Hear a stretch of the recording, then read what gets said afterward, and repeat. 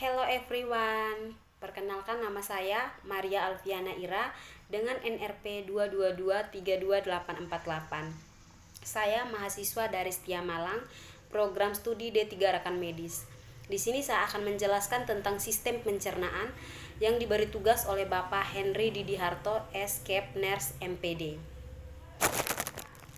Baik, jadi pengertian dari sistem pencernaan adalah sistem organ dalam manusia yang berfungsi untuk, yang pertama, menerima makanan, yang kedua, mencernanya menjadi zat-zat gizi dan energi, yang ketiga, menyerap zat-zat gizi ke dalam aliran darah, serta membuang bagian makanan yang tidak dapat dicerna atau merupakan sisa proses tersebut dari tubuh. Ada proses pencernaan, yang pertama mengunyah, kedua, makanan dipotong-potong dan dikunyah oleh gigi menjadi bagian-bagian kecil yang lebih mudah dicerna. Ketiga, menelan atau deglusi. Yang keempat, makanan didorong melalui kerongkongan. Ada juga saluran cerna, mulut, tenggorokan, kerongkongan, lambung, usus halus, usus besar, rektum, dan anus. Pertama, kita menjelaskan tentang organ pencernaan tambahan, yaitu gigi atau geliga, lidah, kelenjar ludah, kandung empedu, hati, dan pankreas. Proses pencernaan secara mekanis merupakan proses perubahan molekul makanan yang besar menjadi kecil-kecil. Misalnya, penghancuran makanan dengan gigi atau dengan otot lambung. Kedua, pencernaan secara kimiawi merupakan proses perubahan molekul-molekul bahan organik yang ada dalam bahan makanan dari bentuk yang kompleks menjadi molekul yang lebih sederhana dengan bentuk enzim. Bagian rongga mulut. Bagian luar yang sempat atau vestibula terdiri dari ruang antara gusi, gigi, bibir, dan pipi. Bagian dalam dilapisi oleh selaput lendir. Nah, di sini saya akan menjelaskan gigi. Gigi itu terdapat gigi sulung dan gigi tetap atau gigi permanen. Fungsi gigi sendiri, gigi seri, memotong dan menggigit makanan. Gigi taring, memutuskan atau merobek makanan yang keras dan liat. Gigi gerhan, mengunyah atau mengelilingi makanan yang sudah dipotong-potong. Ada lidah. Lidah terdiri dari otot serat lintang atau lurik atau otot sadar, dapat digerakkan ke seluruh arah, dilapisi selaput lendir. Lidah terbagi 3 bagian. Yang pertama, radix lingual, dorsum lingual, dan apes lingual. Fungsi lidah sendiri mengaduk makanan, membentuk suara sebagai alat pengecap dan menelan serta merasakan makanan. Kelenjar ludah. Pertama, kelenjar parotis, yang kedua kelenjar sublingualis, yang ketiga kelenjar submandibularis. Disertai gambarnya. Kelenjar ludah. Semua kelenjar ludah menghasilkan air ludah atau saliva untuk membahasai rongga mulut dan makanan. Kira-kira 1600 cc saliva disekresikan setiap hari. Lebih dari 99% saliva terdiri dari air. Sisanya terdiri dari garam, urea, lendir, bikarbonat, lisozim atau enzim penghancur bakteri, dan amilase atau tialin yang dapat merangsang pengeluaran saliva. Faring. Faring merupakan organ yang menghubungkan rongga mulut dengan kerongkongan atau esofagus yang panjangnya kurang lebih 7 cm. Ada 3 bagian faring. Yang pertama, nasofaring, bagian superior atau bagian yang sama tinggi dengan hidung. Yang kedua, orofaring, bagian media, bagian yang sama tinggi dengan mulut. Terdapat amandel atau tonsil di dinding lateral orofaring. Yang ketiga, laringofaring, bagian inferior, bagian yang sama tinggi dengan laring. Nah, ini ada esofagus. Dari mulut, makanan menuju esofagus atau kerongkongan. Kerongkongan berupa tabung otot yang panjangnya sekitar 25 cm. Terdiri dari 1/3 otot lurik dan 2/3 otot polos. Pankreas. Letaknya di belakang lambung. Panjangnya kurang lebih 15 cm dan lebarnya 5 cm. Berat rata-rata 60-90 gram.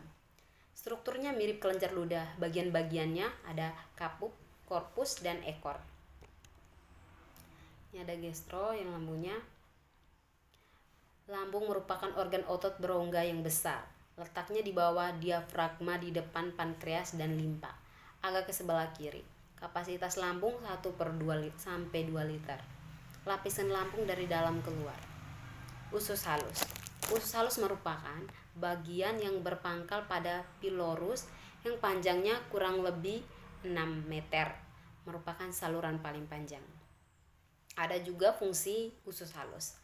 Yang pertama, menerima zat-zat makanan yang sudah dicerna untuk diserap melalui kapiler darah dan saluran limfe.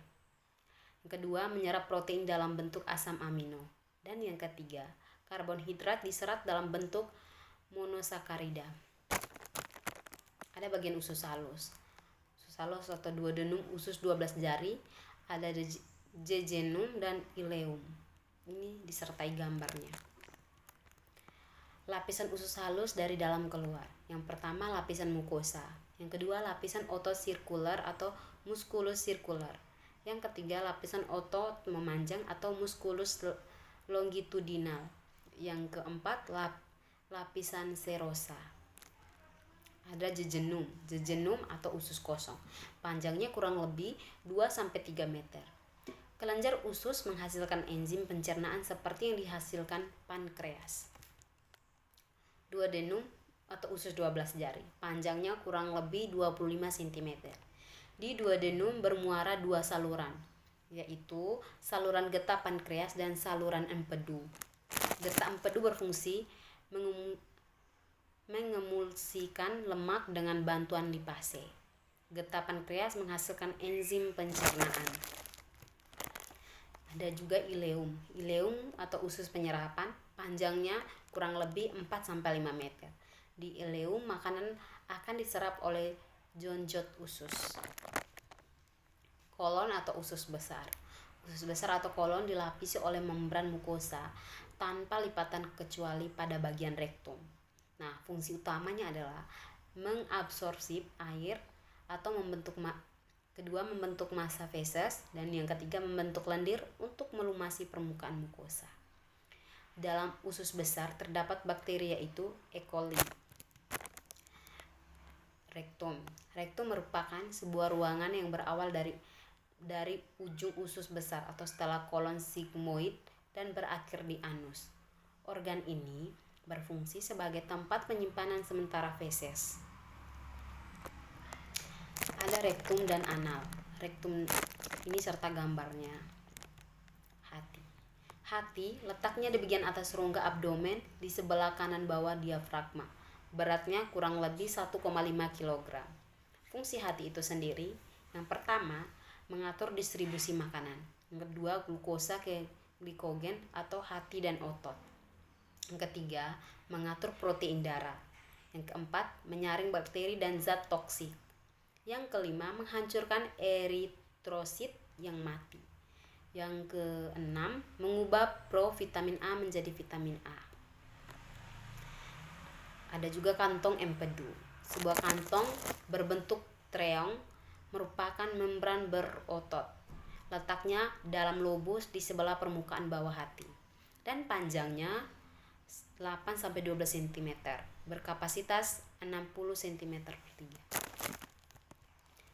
Dan yang terakhir tuh anus. Anus merupakan lubang di ujung saluran pencernaan, di mana bahan limbah keluar dari tubuh. Sebagian anus terbentuk dari permukaan tubuh atau kulit, dan sebagiannya lagi dari usus. Anus atau pembukaan dan penutup anus diatur oleh otos sphincter.